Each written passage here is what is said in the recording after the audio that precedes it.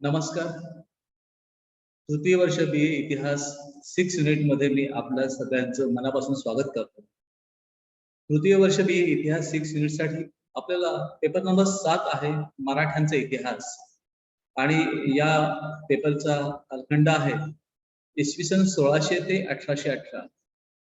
एकूणच या काळात मराठ्यांचा जो वैभवशाली इतिहास घडला, तो वैभवशाली इतिहास आपल्याला समजून घ्यायचा आहे. 5व्या सेमिस्टरसाठी आपल्याला मराठ्यांच्या इतिहासामध्ये रॉयल पिरियड किंवा त्याला किंग पिरियड असं म्हणतो आपण. म्हणजे छत्रपती शिवाजी महाराज आणि त्यांचे वंशज यांचा इतिहास आपल्याला अभ्यासायचा आहे. आणि या पेपरमध्ये आपल्याला पहिला भाग आहे, पहिला टॉपिक आहे मराठ्यांच्या इतिहास लेखनाची साधने. आता आपल्याला कल्पना असेल की मराठ्यांच्या इतिहास लेखनाची साधनं ही वेगवेगळ्या भाषेमध्ये आहेत, वेगवेगळ्या लोकांनी लिहिलेली आहेत. प्रामुख्याने ब्रिटिश, फ्रेंच, पोर्तुगीज यांनी जी त्यांची रेकॉर्ड्स दिलेली आहेत, तर त्या रेकॉर्ड्स मध्ये आपल्याला मराठ्यांच्या इतिहासाची नोंद पाहायला मिळते. त्या रेकॉर्ड्सच्या आधारे सुद्धा आपल्याला इतिहास लेखन करता येते. त्याचबरोबर मराठी भाषेमध्ये सुद्धा अनेक साधना आहेत. शिवाजी महाराजांच्या किंवा एकूणच मराठा काळात जी शासकीय कागदपत्रे होती किंवा दरबारामध्ये ज्या नोंदी केल्या जात होत्या, कागदोपत्री नोंदी केल्या जात्या, तर त्याचा सुद्धा आपल्याला उपयोग होतो. प्रामुख्याने मराठी भाषेमध्ये तत्कालीन काळात जे साहित्य लिहिलं गेलं, त्या साहित्यामध्ये मराठी सत्तेविषयीचे उल्लेख आहेत, त्या उल्लेखांचा आपल्याला इतिहास म्हणून अभ्यास करता येतो. याचबरोबर मराठा काळामध्ये अतिशय महत्वाचं साधन म्हणजे बखर वाङ्मय आहे. त्या काळामध्ये बखर हा एक वाङ्मयाचा प्रकार खूपच लोकप्रिय झाला होता. आणि या बखरीमध्ये प्रामुख्याने अनेक बखरी सांगता येतील. त्यामध्ये सभासद बखर आहे, चिटणीसाची बखर आहे, चित्रगुप्ताची बखर आहे, भोसले वंशाची बखर आहे, शिव दिग्विजय बखर आहे, शिवप्रताप बखर आहे, शेडगावकर, जावळीकर यांच्या बखरी आहेत. अशा अनेक बखरींच्या माध्यमातून आपल्याला मराठ्यांच्या इतिहासावर प्रकाश टाकता येतो किंवा मराठ्यांचा इतिहास लिहिताना या अनेक बखरींचा संदर्भ म्हणून उपयोग करता येतो. यातल्या बहुतांश बखरी या मराठी भाषेतच लिहिलेल्या असल्यामुळे त्यांचा इतिहास लेखनासाठी मोलाचा फायदा होताना आपल्याला दिसून येतो. त्याचबरोबर मराठी भाषेमध्ये तत्कालीन अनेक सरकारी कागदपत्रे उपलब्ध होतात, शासकीय पत्रव्यवहार उपलब्ध होतात, खाजगी पत्रव्यवहार उपलब्ध होतात.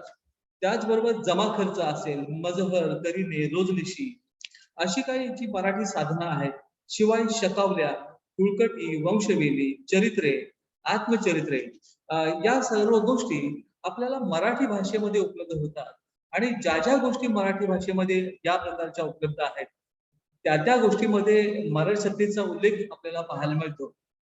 तर त्यांचा उपयोग आपल्याला मराठ्यांच्या इतिहास लेखनासाठी होताना दिसून येतो. थोडक्यात आपल्याला पहिल्या टॉपिक मध्ये मराठ्यांच्या इतिहास लेखनाची साधनं आणि ती प्रामुख्याने ब्रिटिश, फ्रेंच, पोर्तुगीज आणि मराठी भाषा अशा वेगवेगळ्या भाषेत. एवढंच काय, तर हिंदी भाषेमध्ये किंवा उर्दू भाषेमध्ये सुद्धा मराठ्यांच्या इतिहास लेखनाची साधनं असलेली आपल्याला पाहायला मिळतात. कारण का त्या काळातले जे मुस्लिम राज्यकर्ते होते, मग मुघल होते, आदिलशाह होते, तर अशा वेगळ्या राज्यकर्त्यांनी त्यांच्या दरबारातील जी कागदपत्र आहेत, नोंदी आहेत, त्या पारसी भाषेमध्ये, काही उर्दू भाषेमध्ये, हिंदी भाषेमध्ये त्यांची नोंद केलेली आहे. तर त्यांचा उपयोग आपल्याला मराठ्यांच्या इतिहास लेखनासाठी होताना दिसून येतो. त्यानंतरचा टॉपिक आहे टॉपिक दुसरा, 17व्या शतकातील राजकीय, सामाजिक, आर्थिक आणि सांस्कृतिक परिस्थिती कशी. आपल्याला सगळ्यांना कल्पना आहे की 19 फेब्रुवारी 1630 साली छत्रपती शिवाजी महाराज यांचा जन्म झाला.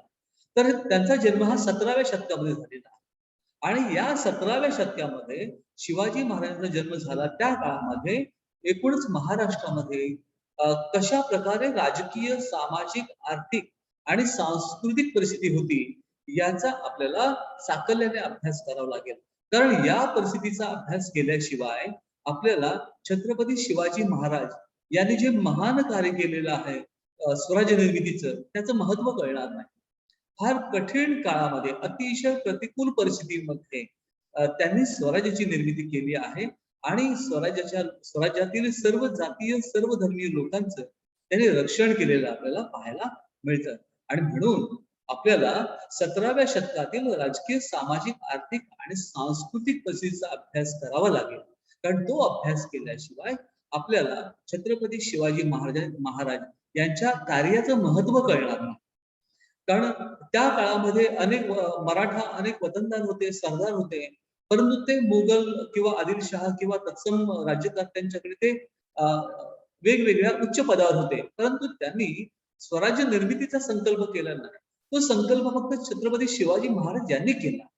आणि त्याच्यामुळे त्या दृष्टीने सुद्धा आपल्याला मराठ्यांच्या इतिहासाचा अभ्यास करायला हवा. छत्रपती शिवाजी महाराज यांच्या स्वराज्य निर्मितीच्या पाठची पार्श्वभूमी काय होती ती समजून घेणं फार गरजेचं आहे. त्यानंतरचा भाग तिसरा आहे किंवा टॉपिक तिसरा आहे, मराठी सत्तेचा उदय. कशा कठीण काळामध्ये मराठी सत्तेचा उदय झालेला आहे. मराठी सत्तेला किंवा छत्रपती शिवाजी महाराज यांना कोणाकोणाशी संघर्ष करावा लागला, विशेषतः विजापूर, मुघल यांच्याशी त्यांचा कसा संघर्ष झाला, त्या संघर्षामध्ये त्यांना कसं यश अपयश मिळालं, त्यांनी त्या संघर्षामध्ये कसा सामना केला, कोणत्या प्रकारच्या युद्धनीतीचा अवलंब केला, गनिमी काव्याचा उपयोग केला, आणखी कोणत्या युद्धपद्धतीचा उपयोग केला, या सगळ्याची आपल्याला व्यवस्थित माहिती घ्यायची आहे. थोडक्यात मराठी सत्तेचा उदय आणि मराठी सत्तेचा विजापूर आणि मुघल यांच्याशी झालेला संघर्ष यांचा आपल्याला या टॉपिक मध्ये अभ्यास करायचा आहे. त्यानंतर शिवाजी महाराजांनी कर्नाटकमध्ये मोहीम आखली. त्या कर्नाटक मोहिमेचं महत्व काय, भविष्यात त्या कर्नाटक मोहिमेचे फायदे काय झाले, स्वराज्याचं रक्षण कसं झालं, या सगळ्या गोष्टीचा आपल्याला इथे अभ्यास करायचा आहे. याचबरोबर मराठ्यांचे युरोपियन देशांबरोबरचे संबंध कसे होते, विशेषतः युरोपियनांबरोबर संबंध कसे होते, ब्रिटिश, फ्रेंच, पोर्तुगीज ज्यांच्याबरोबर मराठी सत्तेचे संबंध कसे होते, त्याचा सुद्धा आपल्याला थोडक्यात अभ्यास करायचा आहे. त्याचबरोबर भाग चौथा म्हणजेच टॉपिक चौथा, याच्यामध्ये अतिशय महत्वाची बाब आहे ती समजून घ्यायची, म्हणजे मराठी प्रशासन कशा प्रकारचं होतं. मराठ्यांनी हिंदवी स्वराज्य निर्माण केलं खरं, परंतु ते लोकाभिमुख होण्यासाठी, ते लोकांच्या हिताचं होण्यासाठी त्यांनी कशा प्रकारे मुलकी आणि लष्करी प्रशासन निर्माण केलं होतं, तर त्याचा सुद्धा आपल्याला अभ्यास करणं आवश्यक आहे. केंद्रीय प्रशासन, प्रांतीय प्रशासन, ग्राम प्रशासन अशा वेगवेगळ्या स्तरावर स्वराज्याचं प्रशासन कसं होतं, त्याचबरोबर किल्ले, आरमार यांची व्यवस्था कशी चालायची, किंवा किल्ले किंवा लष्करी प्रशासन कशा प्रकारे चालायचं, याचा सुद्धा आपल्याला अभ्यास करावा लागेल.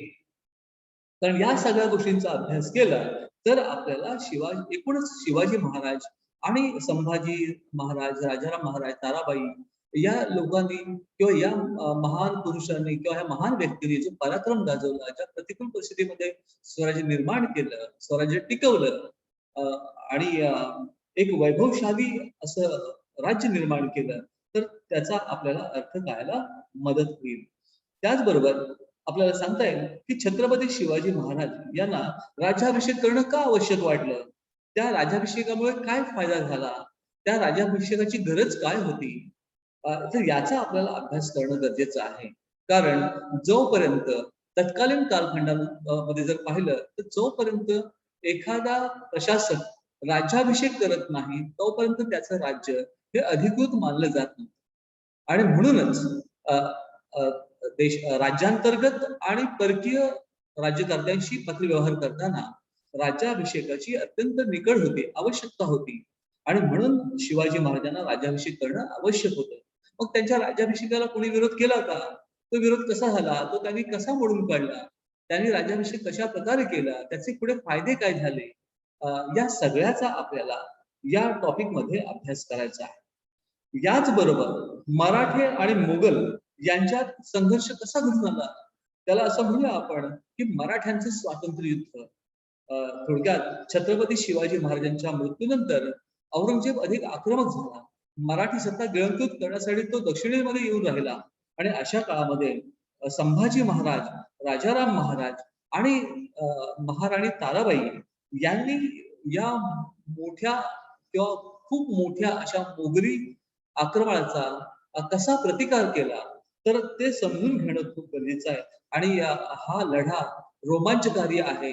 हा लढा रोमांचकारी असल्यामुळे आणि त्याला असं म्हणूया आपण की एक महान असा हा लढा होता आणि त्या लढ्यामध्ये मराठी सत्ता टिकवण्याचा प्रयत्न या सर्वांनी अतिशय प्रामाणिकपणे कष्टाने केलेलं आपल्याला पाहायला मिळतं. एकूणच आपल्याला शेवटच्या टॉपिक मध्ये मराठ्यांचे मुलकी आणि लष्करी प्रशासन, त्याचबरोबर मराठी आणि मोगल संबंध आणि शिवराज्याभिषेक, त्याची कारणे आणि परिणाम यांचा आपल्याला अभ्यास करायचा आहे. अशा रीतीने आपल्याला सांगता येईल की 5व्या सेमिस्टर मध्ये TYBA history 6 unit paper number 7 मराठ्यांचा इतिहास याचा हा अभ्यासक्रम आहे. अतिशय सोपा अभ्यासक्रम आहे. त्याचबरोबर शिकवण्यासाठी अतिशय आनंददायी असा हा अभ्यासक्रम आहे. एवढंच नव्हे तर परीक्षेमध्ये सुद्धा अत्यंत चांगले मार्क किंवा खूप चांगले मार्क्स मिळवून देण्यासाठी हा पेपर खूप महत्वाचा आहे. तुम्ही चांगल्या प्रकारे स्कोरिंग करू शकता. एवढंच नव्हे तर या पेपरच्या माध्यमातून तुम्हाला आपला इतिहास, आत्मसन्मानाचा इतिहास, स्वातंत्र्याचा इतिहास आपल्याला समजून घेता येईल, त्यातून आपल्याला प्रेरणा घेता येईल, असं या निमित्ताने मला तुम्हाला सांगायला आवडेल. थोडक्यात TYBA चा पेपर मराठ्यांचा इतिहास हा आपण पहिल्या सेमिस्टर मध्ये अभ्यासणार आहोत. खूप चांगला विषय आहे, खूप चांगला पेपर आहे आणि मला खात्री आहे आपण सर्वजण मनापासून या पेपरचा अभ्यास कराल, त्या पेपरशी संबंधित पुस्तकांचं वाचन कराल आणि या पेपरमध्ये हा पेपर चांगल्या प्रकारे समजून घेऊन त्यापासून तुम्ही चांगली प्रेरणा घ्याल, चांगले मार्क्स मिळवाल आणि तुम्ही तुमच्या जीवनामध्ये यशस्वी व्हाल असा मी तुम्हाला विश्वास देईन. थोडक्यात आपण पेपर नंबर 7 मराठ्यांचा इतिहास या 5व्या सेमिस्टर मध्ये अभ्यासणार आहोत. पुन्हा एकदा आपण हे लेक्चर सगळ्यांनी अतिशय मनापासून समजून घेतलं त्याबद्दल मी आपले मनापासून आभार मानतो आणि इथे थोड्या वेळासाठी थांबतो.